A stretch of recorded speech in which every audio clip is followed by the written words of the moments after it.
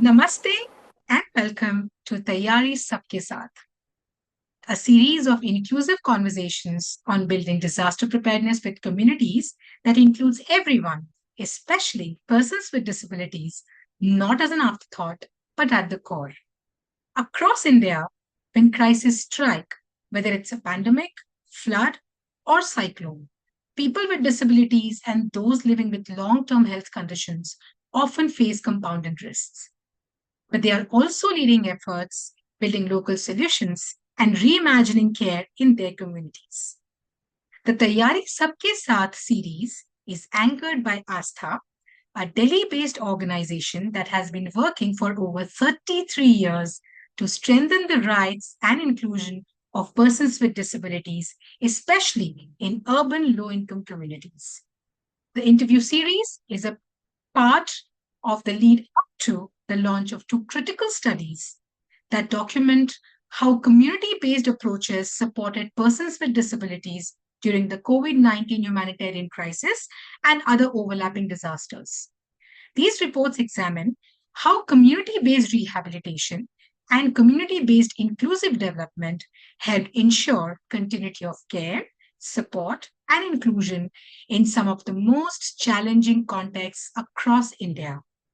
The research brings together five grassroots organizations: Astha in Delhi, Jan Swasthya Sahyog in Chhattisgarh, Ishwar Sankalp in Kolkata, Sadhana in Odisha, and Sanchar in West Bengal. We are excited to announce that the two reports will be launched at two upcoming events: in Kolkata on 7th July and in Delhi on 15th July. The third report, which brings together findings from Astha, Sadhana, and Sanchar, will also be released soon. So stay tuned. In each episode of the series, we not only bring you powerful stories, insights, but also strategies from across India that show us what truly inclusive response looks like during crises like pandemics, natural disasters, or displacement. In today's conversation, I'm joined by Pratik Aggarwal, the Executive Director of ASTHA, one of the organizations involved in this multi part research process. We will hear about ASTHA's long standing work on community based rehabilitation, especially during COVID 19, and how those experiences informed the broader study. Welcome, Pratik.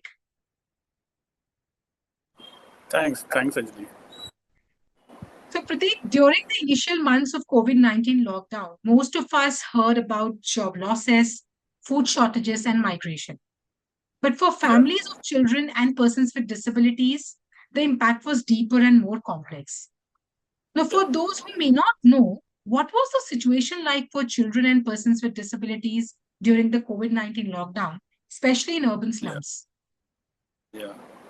Um, so, Anjali, I think for children with disabilities, for people with disabilities and their families, I think we have to comprehend that there was always a hidden crisis before the lockdown. So a lot of children with disabilities for very long had a systemic neglect from the official systems of development and major schemes which were supposed to be for them. So I think that was one. And when COVID-19 struck and lockdown was announced, there were multiple layers of vulnerabilities which occurred. That was, of course, one could not move, just like a lot of us. One could not move. Uh, People struggled to get their basic medicines and rations. Um, the epilepsy medicines, stopped. People could not go for transfusions. So a lot of these issues emerged. I think similarly, similarly to a lot of other non-disabled peers, but of course, exacerbated for the disabled community. So I think that was one. Having said that, we also saw how the context of urban slums play out. Extremely cramped lanes, small homes, with movement being stopped and extremely claustrophobic, and then superimposed on poverty and other vulnerabilities. So life in urban slums got difficult for everyone. Life in general got difficult for everyone. In urban slums, again had layers of vulnerabilities. and for children and people with disabilities, many times more. A lot of these families who are in the slums we have worked with are often migrant communities from the nearby northern Indian states, and always do not have the quote unquote proper documentation which is required for them to access state sponsored schemes. So I think that was also one barrier which people faced. Um, Also, I mean, lot of families we work with had more than one person with disability. Um, uh, I mean, what we call high support families. There were a lot of families where I mean, which is a norm. Unfortunately, a lot of caregiving burden went on the mothers, which of course which of course made women extremely stressed, but had no space to talk out. So right from lack of movement um, to being stuck in their homes, to not having basic documentation, to the unfortunate gender divide, the problems were huge for the disabled community. Yeah. Rightly said. In fact, I myself, having also sort of seen these challenges and had first-hand experiences, despite being in a city like Pune, I can really imagine how difficult it must have been. And frankly, the pandemic didn't create all the barriers. Many of them were already there, and it Of further course. compounded. But the lockdown Yeah. made them impossible to ignore. So, Pratik, Yeah. what did the lockdown expose about the barriers persons with disabilities faced in accessing food, education, healthcare, and entitlements? So, see, I mean, as I was saying, it was the lockdown also surfaced out lot of issues which were already there. Mm, When we were reaching out to families, for example, let's take access to food.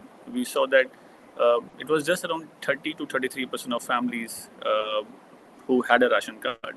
So that was already a superimposed crisis, already a hidden crisis upon what the lockdown induced. Just nearly about a third of all families where there was a disabled person had access to a ration card. But then we also saw something, Anjali, that people on ground, the Anganwadi workers, the disabled people's organizations, parent-led groups, disabled youth-led advocacy groups, supported in access to medicines, which we all saw. So, I mean, there was also a lot of support within the community. We saw what happened in education. I mean, education for everyone got compromised, but more so for a disabled child, because I mean, schools, let's be honest, are not always the most accessible places for a child with disability.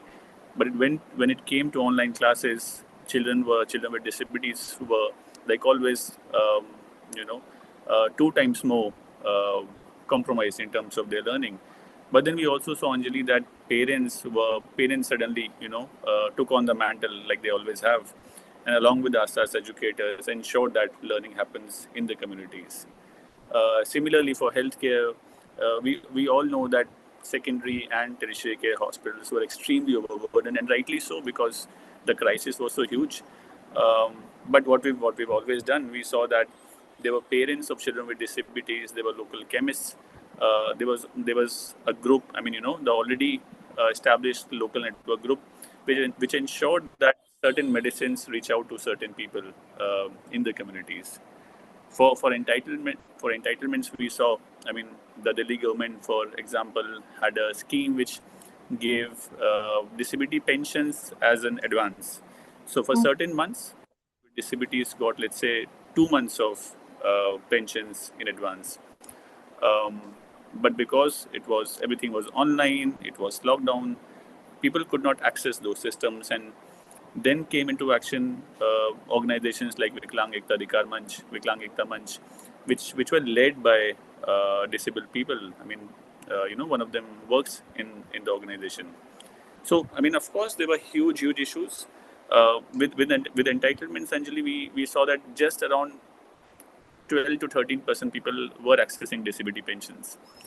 So, I mean, of course, there's a huge negative shift in that space. I mean, we are seeing a um, lot of gaps in services. But what I'm also trying to say is that we also learned that uh, there were first responders who were rooted in the communities, and they were first responders because they were rooted in the communities. Mm. They go to places where no one could go to, and that was a huge learning for us. That's amazing. In fact, while you were talking about it, Pratik, I was also imagining the level of stigma and fear as well. No matter Yeah, how we also try and build a strong community, the faith, the trust, and of course, the very need to get overcome your fear becomes most important. And I think yeah, this is what community-based rehabilitation also sort of empowers people with. So this is amazing. I mean, some of the findings are truly starking. So, as we yeah, look ahead, the question isn't just how we responded, but also how yeah. we prepared, which you very beautifully covered. So, if we want future relief and disaster systems to be inclusive by design, what are those top lessons we should carry forward to ensure that persons with disabilities are not left behind in future crises? Yeah. I mean, just from our experience of doing COVID relief, um, I think we have to shed off that belief that people with disabilities are only beneficiaries. We saw people with disabilities as also leaders. Not to romanticize them, of course. Not everyone needs to be a leader, but also need to shed off this mindset uh, that children and people with disabilities can only receive charity, which was, of course, dismantled in the COVID relief in terms of our experience, actually. Three, four quick things, I think, what we learned. The first is that, of course, there's a lot of information in the already available locally resourced network in this country. What I'm audible, no? Yes. So, I mean, we saw that ICDS system, we saw Anganwadi workers, we saw ASHA workers responding to the needs of children and people with disabilities. So, I mean, that was one. We also saw that data was extremely important during the initial crisis. We were trying to figure out the list and data for children with disabilities, but we could not find one. And I think we have to move beyond the rhetoric of UDID cards and certificates. Really empower Anganwadi workers, ASHA workers, school management committee, teachers to map out where children and people with disabilities are. I think that was also a huge learning for us. We also learned that communication is extremely important. A lot of times, uh, information was not accessible to all. I mean, you have worked with now. You worked so much with for people with invisible disabilities, and we just don't talk about it, even within the disability space. So the information which was already there was not accessible at all. So I mean that was again, I mean, a third point. And just the last point, which I want to repeat, that family members of children with disabilities, people with disabilities, can and should be the first responders. They can become leaders. They have the lived experience. Lived experience is a critical skill, just like any other skill which people possess. Uh, and it's not just because they are disabled people, because it's also a law of this country, which mandates that inclusion and response should always be inclusive. So yeah, I mean, I think these three, four things which we've learned from the report, which we've learned from our experience, we think can proceed forward. Yeah. That was really insightful, Pratik. Thank you so much. So stay tuned, everybody, while we continue our series on Taiyaari Sab ke Saath, and please join us on the launch of the very report on 7th and 15th of July. Thank you so much.